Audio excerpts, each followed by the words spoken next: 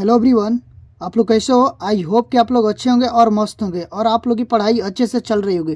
ठीक है गाइज, तो आज मैं आप लोगों के लिए लिया है एक वायरल पेपर। ठीक है, अगर आप लोग भी 2025 बोर्ड एग्जाम में पेपर देने वाले हो, ठीक है ना, अगर आप लोग को भी 24 फरवरी, ठीक है ना, 24 फरवरी को आप लोग बोर्ड एग्जाम देने वाले हो, तो ये वीडियो आप लोग के लिए काफ़ी महत्वपूर्ण होने वाला है। ठीक है ना, क्योंकि इस वीडियो में मैं आप लोगों को बताने वाला हूँ कि आप लोग को 24 फरवरी को कैसा पेपर आएगा।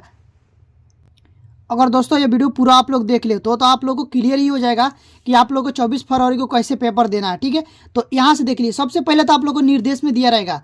और आप लोग को मैं बता दूँ, ये पेपर आप लोगों को 70 पूर्णांक आएगा। अगर आप लोग यूपी बोर्ड से हो तो आप लोग को ये पूर्णांक 70 नंबर का होगा। ठीक है ना, जिसमें आप लोग के लिए 20 बहुविकल्पीय प्रश्न आएंगे।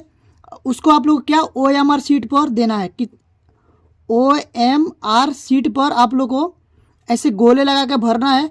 20 नंबर आप लोग को वैसे मिल जाएंगे और जो 50 नंबर आप लोग को मिलेंगे वो वर्णात्मक प्रश्न से मिलेंगे। ठीक है ना, तो जैसा कि देख लीजिए, आप लोग के पास 3 घंटा, ठीक है ना, 3 घंटा और 15 मिनट का समय रहेगा।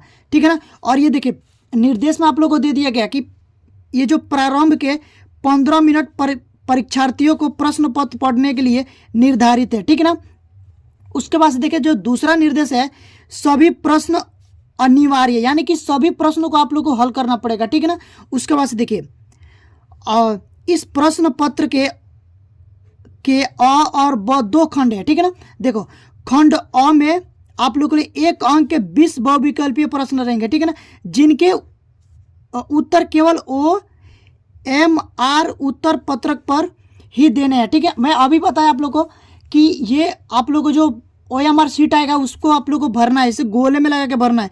जो बहुविकल्पीय प्रश्न रहेंगे ना उसको आप लोग को गोले लगा कर भरना है।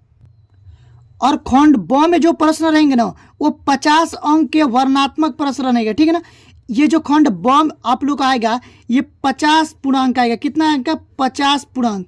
ठीक है ना, अगर आप लोग ये करते हो तो आप लोग को 50 पूर्णांक मिलेंगे और बहुविकल्पीय करते हैं तो कितना मिलेंगे? 20 मिलेंगे। ठीक है ना, 20 नंबर टोटल मिला के आप लोग को देखो यहाँ से देखो 50 और 20 टोटल आप लोग कितना हो जाएगा? 70 नंबर हो जाएगा। ठीक है ना, ठीक है दोस्तों, अगर आप लोग यहाँ से 70 नंबर लाते हो, अगर आप लोग स्कूल में अगर मान लीजिए कि 29 नंबर में मिला, किसी स्कूल में कितना मिलता है?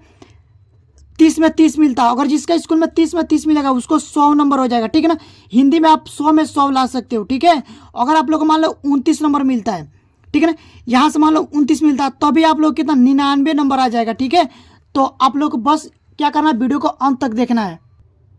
देखिए खंड अ में आप लोग को बहुविकल्पीय प्रश्न रहेंगे। क्या रहेंगे? बहुविकल्पीय प्रश्न। यहाँ से देखो खंड अ में आप लोग रहेंगे बहुविकल्पीय प्रश्न। ठीक है ना, और ये बहुविकल्पीय प्रश्न आप लोग यहाँ से देखो ये पहला प्रश्न है। इसी प्रकार से आप लोग को कितना आएगा? 20 प्रश्न इसमें रहेंगे जिसको आप लोग को OMR सीट पर देना है। ठीक है, तो ये जो बहुविकल्पीय प्रश्न है ना वो मैं आप लोग एक सेपरेट वीडियो बना के बता दूंगा। तो अब तक के लिए मैं आप लोग को इस वीडियो में वर्णात्मक प्रश्न बता देंगे। ठीक है, देखिए वर्णात्मक प्रश्न में कैसे आएंगे तो देखिएगा, यहाँ से आप लोग को खंड ब, ये आप लोग का खंड ब, ये आप लोग को 50 पूर्णांक के आएंगे। ठीक है ना, कितने पूर्णांक के? 50 पूर्णांक के।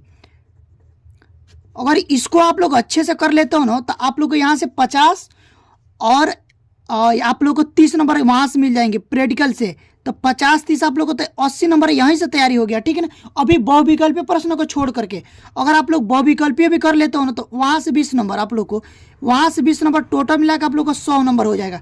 ठीक है, तो देखिए इसमें पहला जो प्रश्न रहेगा वो लिखा रहेगा कि निम्नलिखित गद्यांश पर आधारित दिए गए प्रश्नों के उत्तर दीजिए। ठीक है, और इसमें कितना रहेगा? आप लोगों को 3 क्वेश्चन आएंगे और 2-2 नंबर करेंगे, टोटल मिलाकर आप लोग को 6 नंबर मिलेगा। ठीक है, और देख लीजिए यहाँ से आप लोग को गद्यांश दिया रहेगा, जैसे कि यहाँ पर गद्यांश है। ठीक है ना, जैसे कि आज हम, ठीक है, आज हम इस निर्बल शुद्ध शीतल और स्वच्छ अमृत की तलाश में है और हमारी इच्छा अभिलाषा और प्रयत्न यह है कि वह इन सभी अलग अलग बहती हुई नदियों में अभी भी उसी तरह बहता रहे और उनको वह अमर तत्व देता रहे जो जमाने के हजारों थपेड़ों को बर्दाश्त करता हुआ, बर्दाश्त, ठीक है ना, यहाँ पर बर्दाश्त मत समझ लेना। ठीक है, ये बर्दाश्त होता है। ठीक है ना, करता हुआ भी आज हमारे अस्तित्व को कायम रखे हुए है और रहेगा, ठीक है ना। और इसका आप लोग को क्या करना है, देख लीजिए, इसका आप लोग को संदर्भ लिखना है। संदर्भ कैसे लिखना है, उपयुक्त गद्यांश का संदर्भ लिखना है, ठीक है ना। इसका एक संदर्भ लिखना है। अगर हम संदर्भ लिखते हैं तो ठीक है ना, ये आप लोगों को कितना 2 नंबर में मिलेगा, कितना नंबर में 2 नंबर, ठीक है। उसके बाद से दिया कि गद्यांश के रेखांकित अंश का व्याख्या करना है, ठीक है ना। रेखांकित अंश का व्याख्या करना है, यानी कि देखो जितना अंडरलाइन किया गया है यहाँ से लेकर के यहाँ तक अंडरलाइन किया है ना, तो इस गद्यांश का व्याख्या करना है, यहाँ से लेकर के यहाँ तक की व्याख्या करना है, ठीक है ना। ज़्यादा नहीं करना, ठीक है। आप लोग ये बात दिमाग में रखना कि कभी भी व्याख्या करने के लिए ज़्यादा नहीं आता, ठीक है। बस हम लोग इतना ही व्याख्या कर लेते हैं ना, यहाँ से लेकर के यहाँ तक, तो फिर आप लोग को 2 नंबर मिलेगा, ठीक है ना। देखो यहाँ पर भी आप लोग को 2 नंबर मिल जाएगा, ठीक है। उसके बाद से देखो इसी पर आधारित एक प्रश्न रहेंगे, जैसे कि इस गद्यांश पर आधारित एक प्रश्न है, लेखक के अनुसार हमारा अस्तित्व किस कारण से आज भी कायम है, ठीक है ना। तो ये अगर आप लोग क्वेश्चन का आंसर देते हो तो यहाँ से 2 नंबर मिलेंगे। देखो टोटल मिला के आप लोग कितना हो जाएगा, 6 नंबर हो जाएगा, ठीक है। तो यहाँ से 6 नंबर मिल जाएगा, ठीक है। अगर दोस्तों मान लीजिए कि ये वाला हमको नहीं आ रहा है, ठीक है ना। जैसे कि मान लीजिए ये वाला गद्यांश नहीं आ रहा है, ठीक है, और ये वाला गद्यांश आ रहा है, ठीक है ना। तो उसमें देखो ऑप्शन दिया रहता है अथवा करके, ठीक है ना। तो ये भी हम लोग कर सकते हैं, या फिर ये करिए या फिर ये करिए, आप लोग को दोनों में से एक करना होता है। तो आप लोग को जो अच्छा लगे वो कर लेना, ठीक है। तो ये जो पहला प्रश्न रहेंगे आप लोग ये दिए रहेंगे, ठीक है ना। और उसके बाद से देखिए यहाँ से देखिए दूसरा जो प्रश्न, ठीक है ना, ये 22वें नंबर प्रश्न आएंगे, ठीक है ना, क्योंकि 20 नंबर जो बहुविकल्पीय प्रश्न हो जाएंगे। तो जो मैं पहला प्रश्न बताया ना वो 21 नंबर प्रश्न हो जाएंगे, ठीक है। कितने नंबर, 21 नंबर। और ये आप लोग का 22 नंबर प्रश्न है, ठीक है। तो इसमें आप लोग को दिए रहेंगे कि दिए गए पद्यांश पर आधारित प्रश्नों के उत्तर दीजिए, ठीक है। इसमें पद्यांश पर आधारित प्रश्नों के उत्तर देना है, और ये भी दोस्तों आप लोग को 6 नंबर में ही पूछेगा, ठीक है ना। देखो इसमें भी 3 क्वेश्चन आएंगे और 2-2 नंबर कराएंगे, ठीक है। जैसे कि मैं आप लोग को यहाँ पर दिखा दे रहा हूँ, देखो जैसे कि यहाँ से लेकर के और यहाँ तक आप लोग को पद्यांश है, ठीक है ना। और इसमें भी आप लोग को 3 प्रश्न दिए रहेंगे। देखो जैसे कि लिखा कि उपयुक्त पद्यांश का संदर्भ लिखिए, ठीक है। उसके बाद से दे रहा है कि रेखांकित अंश की व्याख्या कीजिए, ठीक है ना। इसका भी व्याख्या करना है, और लेकिन कितना करना है, जो रेखांकित अंश की होगी। देखो इसमें रेखा के अंश किए गए अंडरलाइन, ठीक है ना। रेखा का मतलब अंडरलाइन जितना किया गया ना उतना ही का व्याख्या करना है, ठीक है। तो इसके लिए आप लोग को 2 नंबर मिल जाएंगे, इसके लिए 2 नंबर और इसके लिए 2 नंबर, ठीक है। और उसके बाद से देखो उपयुक्त पंक्तियों में कौन सा अलंकार है, ठीक है ना। तो इसको अगर हम लोग बता देते हैं तो इसके लिए 2 नंबर, टोटल मिलाकर आप लोग कितना हो जाएंगे, 6 नंबर हो जाएंगे। वहाँ से 6 नंबर और यहाँ से 6 नंबर, ठीक है। देखो यहाँ से आप लोग को 12 नंबर, अगर इतना तैयार करो तो 12 नंबर इसका हो गया, ठीक है। देखो इसमें भी अथवा दिया रहेगा, ठीक है। अगर आप लोग को ऊपर वाला नहीं आता तो आप लोग नीचे वाला कर सकते हैं, ठीक है। उसके बाद से देखिए 23 नंबर जो प्रश्न रहेगा उसमें आप लोग को ये महत्वपूर्ण प्रश्न रहेंगे, ठीक है। इसके लिए आप लोग को देखो 5 नंबर मिलेंगे। देखो प्रश्न में दिए रहेंगे कि दिए गए संस्कृत पद्यांश में से किसी एक का संदर्भ सहित हिंदी अनुवाद कीजिए। अब देखिए संस्कृत में भी आप लोग आ जाएगा गद्यांश, ठीक है, और पद्यांश जिसको हम लोग श्लोक बोलते हैं, ठीक है ना।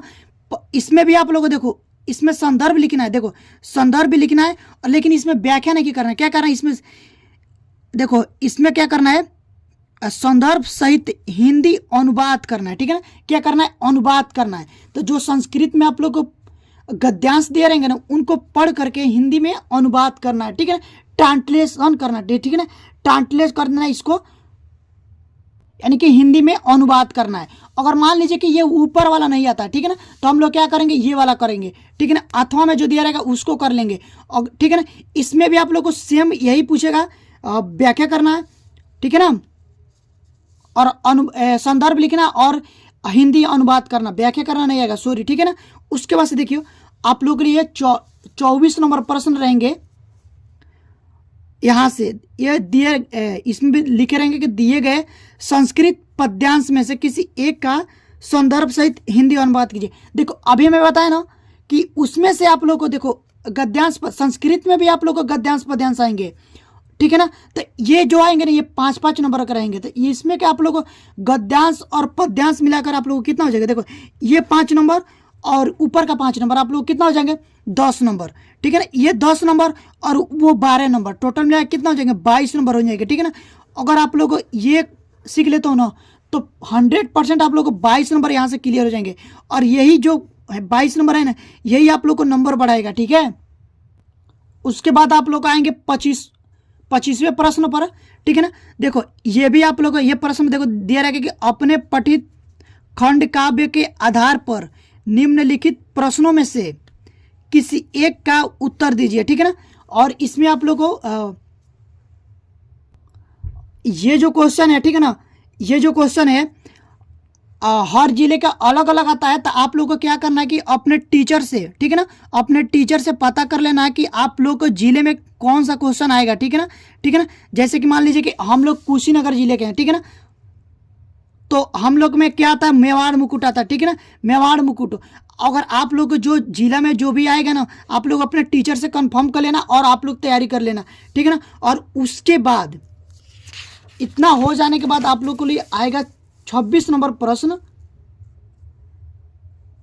जो कि दिया रहेगा दिए गए लेखक में से किसी एक का जीवन परिचय, ठीक है ना, लिखते हुए उनकी एक प्रमुख रचना का उल्लेख कीजिए, ठीक है ना। और उसमें देखो जीवन परिचय में देखो, अगर आप लोग जीवन परिचय लिखते हो और रचना लिखते हो तो आप लोगों को 5 नंबर मिलेगा, ठीक है।